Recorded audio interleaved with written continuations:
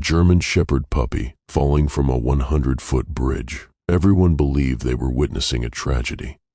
But what happened next stunned onlookers and defied all explanation. Get ready for a heart-topping story of survival, extraordinary courage, and a series of events that will make you question what's truly possible. This is the remarkable journey of Atlas, a 3-month-old German Shepherd puppy whose impossible fall became the beginning of something miraculous. The Riverside Bridge stood as an architectural marvel, spanning the churning waters of the Colorado River. At 100 feet above the water, it offered breathtaking views that attracted tourists and locals alike, especially on perfect May afternoons like this one. Rebecca Morgan, a 34-year-old veterinarian, had decided to take her 3-month-old German Shepherd puppy, Atlas, for their evening walk across the bridge. The energetic pup had nearly completed his vaccinations and was finally exploring the wider world beyond their backyard. "Easy, Atlas," Rebecca cautioned as the puppy strained at his new leash, eager to investigate every scent and sound. His oversized paws and ears hinted at the magnificent dog he would become, though his current gangly frame was all puppy enthusiasm. The bridge bustled with the usual evening crowd. Rebecca stopped midway across to admire the view. Atlas sitting obediently at her feet, his tail sweeping the concrete in wide, happy arcs. A cyclist came around the bend too fast, swerving to avoid a pedestrian. The sudden movement startled Atlas, who jumped backward in fear. Rebecca felt the leash pulled from her grip as Atlas backed away in panic, his collar slipping over his head. "Atlas, stay," she called desperately, but fear had overwhelmed his training. The puppy backed directly into the pedestrian railing. In any other circumstance, the barrier would have stopped him, but through some cruel twist of fate, a section of the lower railing had been damaged by a recent storm. The gap was just wide enough for a small puppy. Time seemed to slow as Rebecca watched Atlas's hind legs slip through the opening. His front paws scrabbled frantically at the concrete, brown eyes wide with confusion and terror. She lunged forward, fingers grazing his fur but unable to grasp him. "No!" she screamed as Atlas vanished through the gap. Far below, the Colorado River churned with spring runoff, its surface broken by partially submerged rocks and swirling currents.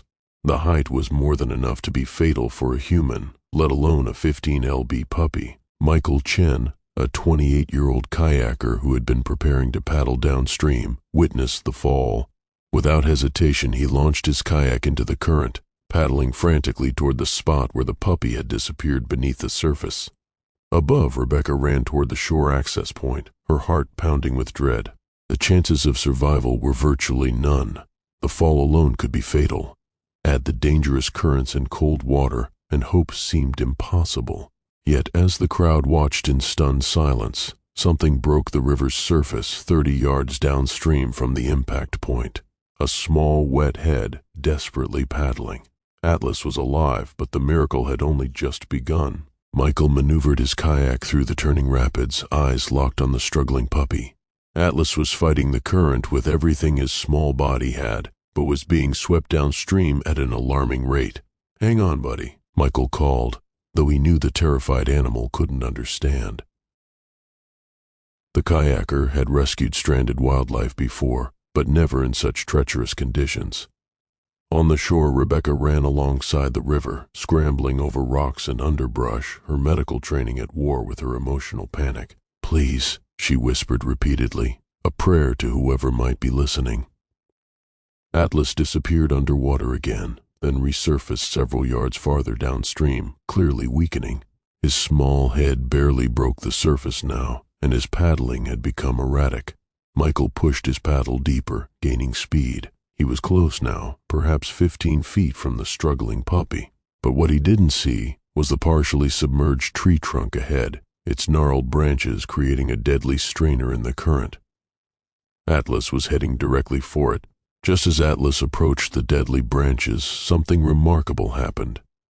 A large branch floating nearby seemed to shift course unnaturally, sliding between Atlas and the strainer. The puppy collided with this makeshift barrier instead, momentarily protected from the deadlier obstacle. Michael didn't question the lucky break. He closed the distance and reached out with his paddle. "Grab on, boy." Whether by instinct or desperation, Atlas managed to get his front paws on the paddle blade. With tremendous care, Michael guided his kayak sideways and lifted the waterlogged puppy aboard. But the river wasn't finished with them yet. A sudden hydraulic wave appeared directly in their path. The kayak tipped precariously as they hit the churning water. Michael braced himself, using his body to shield the puppy. In that critical moment, Atlas seemed to understand his protector's intentions. Instead of panicking, the puppy went still, pressing himself against Michael's chest. Their unexpected teamwork allowed Michael to execute a role that kept them upright. They pushed through the hydraulic and into calmer water. As they approached the shore, Rebecca waded knee-deep into the water. Michael handed the wet bundle of fur to her waiting arms. Atlas immediately recognized his owner, his tail giving one weak wag before he collapsed against her chest, utterly exhausted. "He's alive," Rebecca whispered, tears streaming down her face as she quickly assessed her puppy. Emergency services arrived minutes later, including Dr. James Wilson, a fellow veterinarian who had been driving nearby when the call came in. He helped Rebecca perform a thorough examination of Atlas right there on the riverbank. "This doesn't make sense," Dr. Wilson muttered, checking the puppy's limbs, spine, and abdomen. A fall from that height should have caused severe internal injuries, broken bones at minimum. Yet Atlas had no broken bones, no signs of internal bleeding, not even a sprain. Beyond exhaustion, mild hypothermia, and a few superficial scratches, the puppy seemed miraculously unharmed. "It's impossible," Rebecca agreed, wrapping Atlas in emergency blankets as the shivering subsided. "But here he is." What no one realized then was that Atlas's survival wasn't just lucky. It was the beginning of something extraordinary that would challenge everything they thought they knew about the connection between animals and the world around them. Atlas spent the night under observation at Rebecca's veterinary clinic. Despite all medical expectations, the puppy's recovery was remarkable. By morning he was alert, eating normally, and showing no signs of trauma beyond a slight limp in his right hind leg. "I've never seen anything like it," Rebecca told Michael, who had stopped by to check on the puppy. "The fall alone should have been fatal. Even if he somehow survived that, the hypothermia and exhaustion should have caused more lasting effects." Atlas wagged his tail at the sound of Michael's voice, ears perked forward in recognition. When the kayaker knelt to greet him, the puppy licked his hand enthusiastically. "Looks like someone remembers his rescuer," Rebecca smiled. "You're his hero." Michael shook his head. "I'm just glad I was there, but that was some coincidence with the branch blocking him from that strainer. I've never seen the river current move debris like that before." What happened next caught them both by surprise. Atlas suddenly stood at attention, staring intently at the clinic window. Outside, dark clouds were gathering, though no rain had been forecast. "That's odd," Rebecca said. The weather report was clear skies all day. Within minutes, an unexpected thunderstorm broke over the town. Atlas had somehow sensed it coming before the first clouds were visible. Over the next week, Rebecca noticed other unusual behaviors. Atlas consistently anticipated the doorbell seconds before it rang. He would stand by his water bowl moments before Rebecca realized it needed refilling. Most strikingly, he began bringing Rebecca her phone just before it received calls, as if he could sense the incoming connection. "It's probably just coincidence," she told herself, though less convincingly each time. 2 weeks after the fall, Rebecca took Atlas for his first return visit to the riverside, staying far from the bridge. As they approached the water, Atlas stopped, his whole body rigid with attention. His ears swiveled forward, nose working the air. Then he bolted, pulling the leash from Rebecca's hand. She chased after him, calling his name, but the puppy was running with purpose toward a dense patch of shoreline reeds. When Rebecca caught up, she found Atlas pawing frantically at the muddy bank, whining with distress. Thinking he might have found an injured animal, she knelt beside him. The sound was so faint she almost missed it, a weak mewing coming from beneath a tangle of debris. Rebecca carefully pulled back the reeds to reveal a plastic bag half submerged in the water. Inside were 3 tiny kittens, barely a week old, soaked and nearly motionless. "Oh my God," she gasped, immediately wrapping the fragile creatures in her jacket. "How did you know?" Atlas watched intently as Rebecca examined each kitten. Their condition was critical, hypothermic, and weak from dehydration. They must have been dumped recently, and would certainly have drowned once the tide rose. Dr. Wilson arrived to help, puzzled by the sudden emergency. "How did you even find them? They weren't visible from the path." "I didn't find them," Rebecca replied, nodding toward Atlas. "He did. Somehow he knew exactly where they were." Later that evening, with the kitten stabilized in an incubator, Rebecca sat with Atlas at her feet, trying to make sense of it all. The puppy that had miraculously survived the unsurvivable was now exhibiting behaviors that defied explanation. It was as if his fall had awakened something inside him, a heightened awareness, an impossible intuition. "What happened to you out there?" she whispered, stroking his ears. "What did you bring back from the river?" Atlas looked up at her with eyes that suddenly seemed older than his months, more knowing than any dog should be. 1 month after his fall, Atlas had grown noticeably, though still unmistakably a puppy. His coat was thickening into the classic black and tan of a German shepherd, his lanky frame beginning to show hints of the powerful dog he would become. But his physical development was overshadowed by the increasingly remarkable abilities he displayed. Rebecca had begun keeping a detailed journal documenting each incident that defied conventional explanation. The pattern was unmistakable. Atlas could sense things before they happened, detect distress from impossible distances, and locate people or animals in need with uncanny-type precision. Dr. Wilson, initially skeptical, became a believer after witnessing Atlas's abilities firsthand. During a routine examination of a cat named Shadow, the puppy suddenly became agitated, pawing at the examining table with unusual intensity. "What's gotten into him?" Wilson asked, watching Atlas's frantic behavior. Rebecca had learned to trust the puppy's instincts. "Check Shadow again." "Something's wrong." Wilson repeated his examination, this time running additional tests. To his shock, he discovered the early stages of an abdominal obstruction that had shown no clinical symptoms, a potentially fatal condition caught before any traditional veterinary procedure would have detected it. "That's not possible," Wilson whispered, looking between the diagnostic results and the now calm puppy. "There were no indicators." "Not for us," Rebecca said simply. But for him, news of Atlas's abilities spread through their small town of Riverside.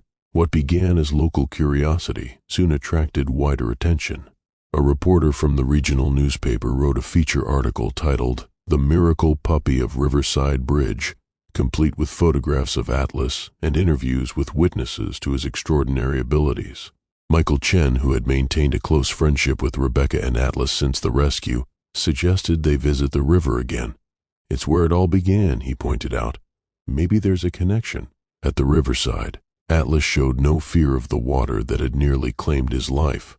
Instead, he approached the edge with evident purpose, studying the currents with an intensity that seemed impossible for a dog his age. When a family with small children began setting up a picnic nearby, Atlas suddenly abandoned his contemplation of the water. The puppy raced toward the family, barking urgently. Rebecca followed, apologizing for the interruption until she saw what Atlas had detected. A young boy was opening a food container filled with chocolate-covered nuts, about to share them with the family's Labrador retriever. "Stop!" Rebecca called out. "Chocolate is toxic to dogs." The family was stunned. The container had been closed, and Atlas had been at least 30 feet away when they had unpacked it. There was no way he could have seen or smelled its contents. "How did he know?" the mother asked, looking at Atlas with newfound respect. That evening, Dr. Wilson visited Rebecca's clinic with a proposal.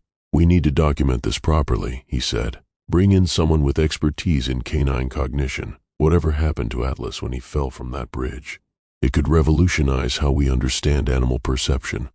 Wilson contacted Dr. Elanina Reeves, a renowned researcher specializing in canine cognition from Colorado State University. Under her observation, Atlas demonstrated abilities that defied scientific explanation, detecting hidden objects through solid barriers, anticipating events before they occurred, and perceiving distress before any physical symptoms appeared.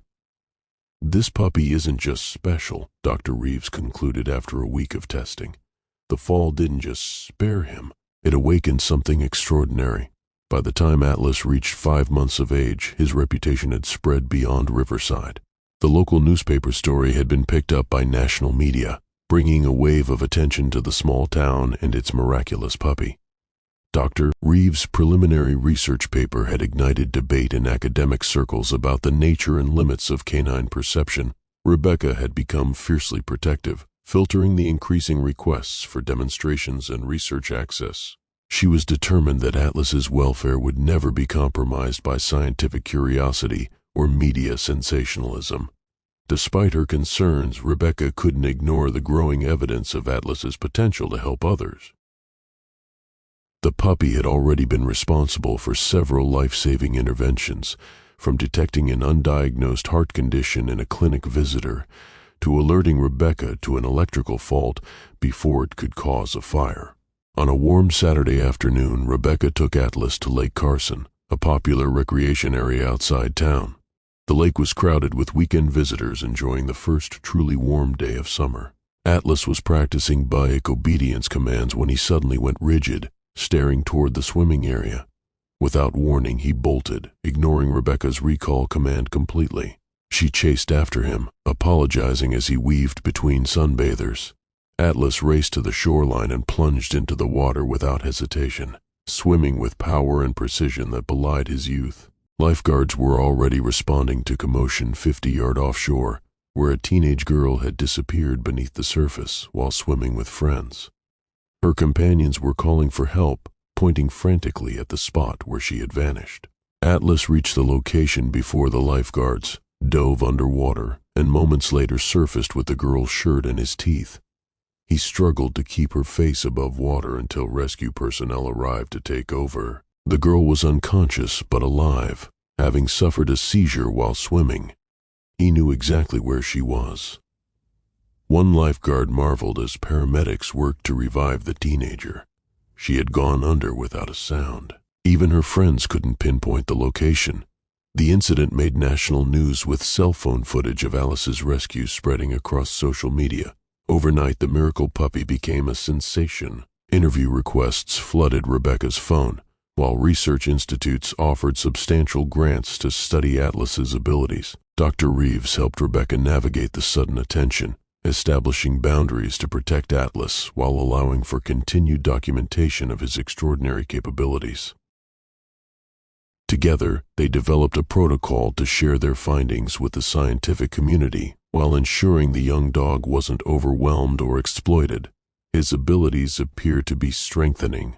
Dr. Reeves noted during their regular assessment session, the range of his awareness is expanding, and he's demonstrating increasing precision in his interventions. This was confirmed dramatically when Atlas abruptly abandoned his dinner one evening, racing to Rebecca's side with such urgency that she immediately followed him to her car. Without clear direction, she allowed him to guide her through a series of turns leading out of town. They arrived at a hiking trail where a search was being organized for a missing diabetic hiker. Atlas immediately took the lead, pulling them away from the main trail into dense underbrush where conventional search patterns hadn't yet extended. Within 20 minutes, Atlas located the missing man. The hiker had wandered off trail after becoming disoriented from low blood sugar, then fallen into a shallow ravine. "Your dog saved my life," the man told Rebecca later at the hospital. "The doctor said I wouldn't have survived the night out there." 6 months after his fall, Atlas had matured into a striking adolescent German Shepherd. Though still not fully grown, he moved with the confidence and purpose of a much older dog. His puppy playfulness remained, but was increasingly balanced by an uncanny focus that emerged whenever his special abilities were needed. Dr. Reeves had expanded her research team, bringing in specialists in neurology, animal behavior, and even quantum physics. Their findings consistently defied conventional scientific explanations. Atlas could detect electromagnetic field changes imperceptible to instruments sense biochemical shifts in living organisms before symptoms appeared, and most remarkably anticipate events minutes to hours before they occurred.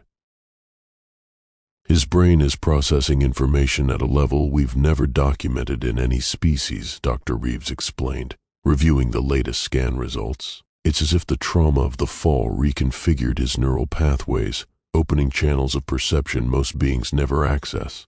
On a crisp autumn morning, Rebecca woke to find Atlas sitting attentively by her bedside, his expression unusually intent. This behavior had become a reliable indicator that something required their attention. "What is it, boy?" she asked, immediately alert. Atlas led her outside where the day was just beginning. Nothing seemed to miss in the quiet neighborhood, yet the German shepherd's body language conveyed absolute certainty. He oriented himself toward the mountains west of town, his focus unwavering. Rebecca had learned to trust these signals implicitly. She gathered emergency supplies, loaded Atlas into her SUV, and began driving toward the mountain range. No calls had come in, no alerts had been issued, but experience had taught her that Atlas's awareness often preceded official recognition of emergencies. They drove for nearly an hour, following forest roads deeper into the wilderness. Finally, they arrived at a remote trailhead where a single vehicle sat abandoned in the parking area.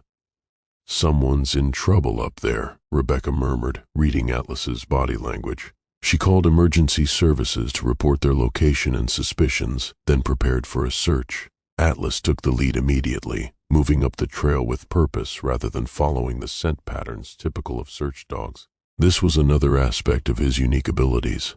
He didn't track in the conventional sense, but seemed to perceive distress directly, regardless of physical traces. 2 miles into the forest, they found her, a wildlife photographer who had fallen from an overlooking ridge while trying to photograph eagles. Her injuries weren't life-threatening, but a broken ankle had left her stranded overnight, her cell phone smashed in the fall. "How did you find me?" she asked as Rebecca administered first aid. "I wasn't even supposed to be here. No one knew where I was going."